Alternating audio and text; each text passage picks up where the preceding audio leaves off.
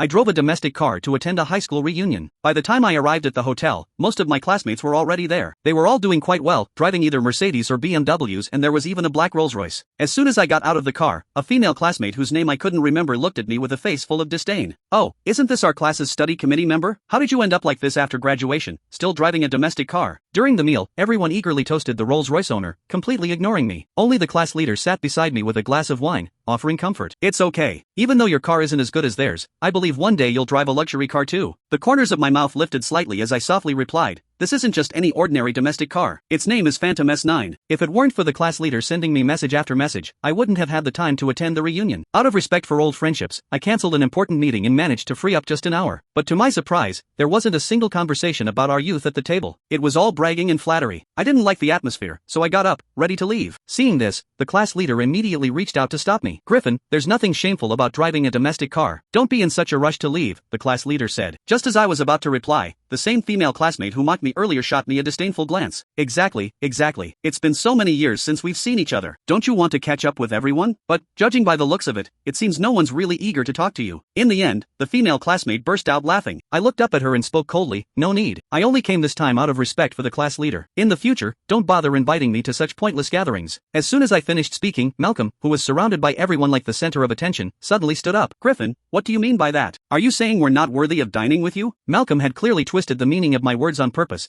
but the people around didn't see it that way. "Oh, driving a cheap domestic car and still looking down on others? Before coming, I thought the top students like you were something amazing. But it turns out you're nothing special. What's the use of good grades? After graduation, you still end up as just a civil servant." "A civil servant?" Well, she was not entirely wrong. All public officials in the country could indeed be classified as civil servants. "Griffin, I think you're just upset because you feel ignored, and now you're making excuses to leave. People are naturally divided into different ranks. So what if your grades are great? In the end, you're still just a lowly civil servant." I just wanted to leave this place quickly, but Malcolm's comment unexpectedly stirred up collective anger. "Everyone, I truly apologize for today, but I have an important meeting to attend shortly." "Well, today's meal is on me. Feel free to eat and drink whatever you like. Just have the restaurant send me the invoice later." As I reached out to grab my coat, a seductive figure blocked my path. "Oh, acting like a big shot when you don't have the money? This meal will cost at least thousands of dollars. Can you even afford it with that measly salary of yours?" She was dressed in a fiery red dress, her lipstick just as strikingly bright, but the overwhelming scent of her perfume was unbearable and I couldn't help but sneeze several times in a row. "Griffin, what's with that look in your eyes? Don't you remember me?" I carefully studied her for a moment before shaking my head. "Sorry, I've met too many people over the past few years. I guess I'm bad at remembering faces." The truth was, I had absolutely no idea who she was. She raised an eyebrow and let out a mocking laugh, saying, "Griffin, don't play this whole hard-to-get act with me. You chased me for 3 whole years back in high school." The moment she finished speaking, a familiar image surfaced in my mind. Still, the woman in front of me was far different from how she looked in high school. I hesitated for a moment before asking cautiously, "Are you, Talia?" As soon as I said her name, a triumphant look spread across her face. "So many years have passed, yet you still haven't forgotten me." Halfway through her sentence, she suddenly changed her tone. "But I need to warn you, don't get any inappropriate ideas about me. I'm engaged now and my fiancé is none other than Malcolm Fitzroy." "Malcolm?" The name sounded somewhat familiar. Wasn't the Rolls-Royce at the entrance his? Still, what did any of this have to do with me? There was still a large group of people waiting for me in the conference room to start the meeting. If I didn't leave soon, I was going to be late. Seeing me remain silent, Thalia lightly patted my shoulder with her manicured hand. "Civil servants don't make much money. How about you drive for my fiancé instead? I'll have him pay you $1,000 a month. That's got to be better than your measly salary." As soon as she finished speaking, the crowd burst into laughter. I couldn't understand it. Why did people like them always feel the need to humiliate others just to elevate themselves? This would be my last time attending such a class reunion. I ignored Talia's mockery and casually grabbed my coat, putting it on. "Are you done? If so, step aside. I have things to do." I had barely taken a few steps when Malcolm, who was sitting across from me, suddenly slammed his hand on the table. Immediately, a dozen or so burly men in black suits rushed into the room. I noticed the nameplates on their chests, Fitzroy Group. It was a well-known industry leader in Langston City. Malcolm downed the drink in his glass in one go, then burped. "Griffin, did I say you could leave?" I couldn't help but narrow my eyes. "My legs are attached to my body. Do I need to report to you about where I'm going?" Malcolm burst into laughter after hearing my words. "You're just a lowly civil servant. Don't you realize whose turf you're on? The whole restaurant is owned by my family. Don't you think you need to report to me? Without my permission, you're not leaving through that door today." The class leader sensed the awkward atmosphere and immediately stepped in, saying a few polite words to ease the tension. Hey,